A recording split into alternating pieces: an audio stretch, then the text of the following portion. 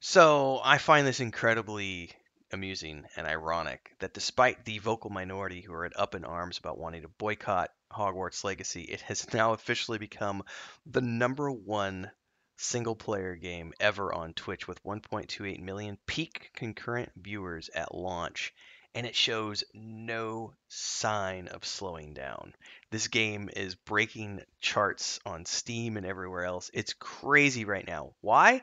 Because it's a good game. It's a great game. It's probably game of the year game. And I just realized that behind me we've got Pippin is all over the bed right now. She's just really happy. She came in here into the air conditioning and she's just I just love that in the background when I talk. I'm just gonna sit here and let people watch the cat. In any case, it's an interesting thing because a video game has nothing to do with the creator of the intellectual property. And the idea that people don't want the creator to profit from a body of work because they don't agree with certain political views that that author or creator has is ridiculous to me. The work is independent of the author. If you have critiques about the work, that's fair. But if you have no critiques about the work and all of your critiques are just about the person behind the work, you want to be compensated for your time going to work. Are you saying that you should be held to those same standards? Because if that's the case, then anyone out there who wants to claim that they've been offended by something you've said in the workplace means that you should also not be compensated for your time and effort and the things that you create. Because I'm offended by it. And if I'm offended by the things that you say and do in your personal life, if I'm offended by that, then that means that I should be able to impact your economic fortunes as well, right?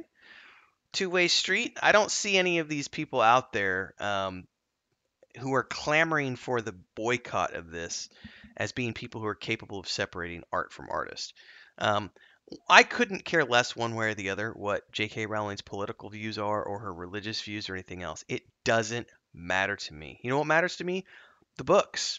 Had a lot of fun with Harry Potter. I love those books. I love the film franchise that came as a result of those books.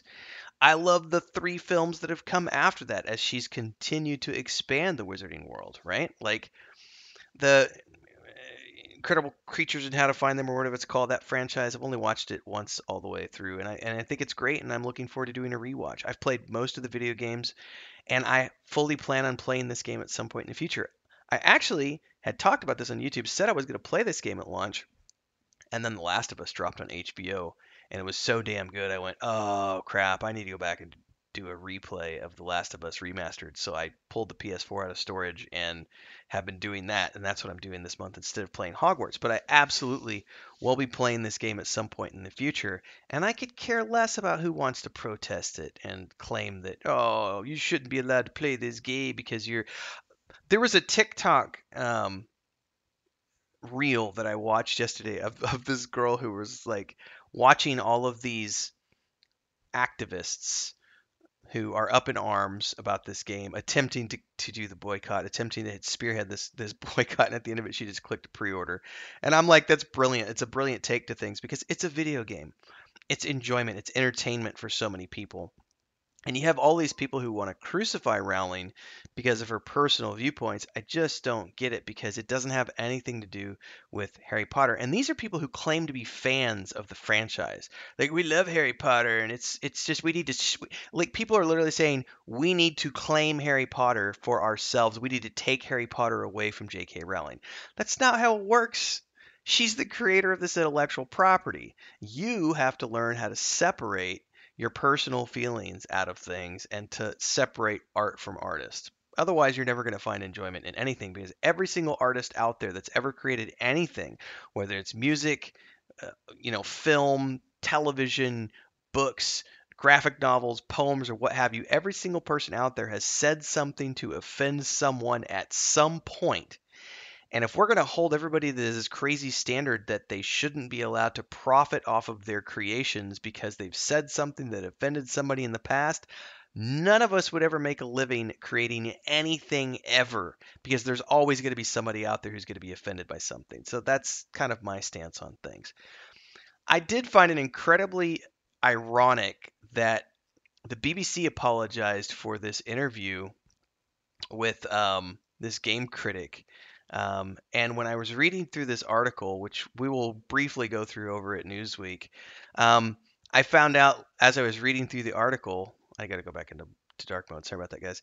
That the individual who felt offended was a someone from the trans community. So I feel like the only people that are getting upset about any of this are people from that community. I don't find anybody being upset for them or anything like that because for the most part the idea of her being against a group of people is somewhat I don't know. I try not to wade too much into those waters, but from what I understand and the comments that I've seen, it's less about being against the trans community and it's more about separating what is or isn't a biological woman. And that's a discussion I'm happy to have on this channel with anyone who wants to have that discussion at any point in time because I love the things that certain people have to say on the topic. Like Dave Chappelle's comments have been, I think, very fair, and he's been accused by the trans community, but yet if you really dig into what he's saying, he's not anti-trans at all. He's just saying there's a distinction between a biological and not. And then listening to um, other comics as well talk about things is very enlightening. And so I think that if you, from my perspective, if you dig into what she's said over the years, it hasn't been anything specifically hateful. And the individual who is Henley, who is transgender and identifies as female, told Newsweek what she thought of the BBC statement over the broadcast. She said, "For the BBC to apologize for their own parameters and yet style the apology specifically as failing to push back against me is yet another example of the hostile environment the BBC is creating for trans people. I find it ironic that J.K. Rowling's biggest fans will demand that I point out examples of her transphobia in one breath. I'm still waiting for someone to actually point out anything in her work that is transphobic because I've never seen it. No one has ever provided proof of it. And when pushed on that subject, people never have any actual responses about that. And she actually brings that up here, says that fans will demand that I point out an example of her transphobia and then call me a man slash pervert slash deviant with the next. While Rowling mostly keeps her hands clean of any violently or overtly transphobic rhetoric, she is well aware that those who have no problem crossing the line into insults, hatred, and violence see her as an icon, and that she has failed to speak up against or dissuade this is the basis of my beliefs about her. So this individual and is literally claiming that J.K. Rowling is to fault for a bunch of other people because J.K. Rowling hasn't stood up against these people and hasn't defended me. This is why your movement has failed. The proof is in the pudding, right there. The proof is right there. The game is not slowing down. Your boycott has failed because it's a non-issue. There are legitimate bad things happening in the world right now with war and famine and pandemics and all this other stuff. People being offended over someone's viewpoints or political stance is so low on the list of my priorities when we're talking inflation and egg shortages and the cost of meat and dairy and the rising cost of living and salaries not moving. Like, people should be allowed to find enjoyment where they want. And Hogwarts Legacy is a video game which I hope millions and millions and millions and millions and millions and millions of people enjoy. I hope it gets Game of the Year. I can't wait to play it. And I hope J.K. Rowling continues to create awesome Harry Potter content as long as she's alive because I will consume it for as long as she does. Not because I support her political views, but because I love the world of Harry Potter. And for me, I can make that distinction. Food for thought.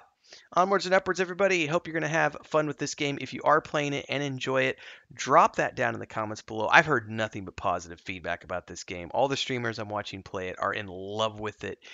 It's just rocking up the sales charts everywhere. It is proving to be one of those games that is polarizing people, but also generating great conversations because of how good of a game it is. So let me know if you've played it. Love to hear your thoughts. Can't wait to continue watching other people stream it, and at some point I'll do the same here. Like, subscribe, hit the bell icon if you like this video, and don't forget to support in all the ways you can down below because, yeah, this is my living, and if you don't want to see me profit, well, that's fine. Hopefully you do, though, because I make lots of content beyond this stuff, so hopefully you'll check out all the other things here on YouTube. Until next time, see you, everybody.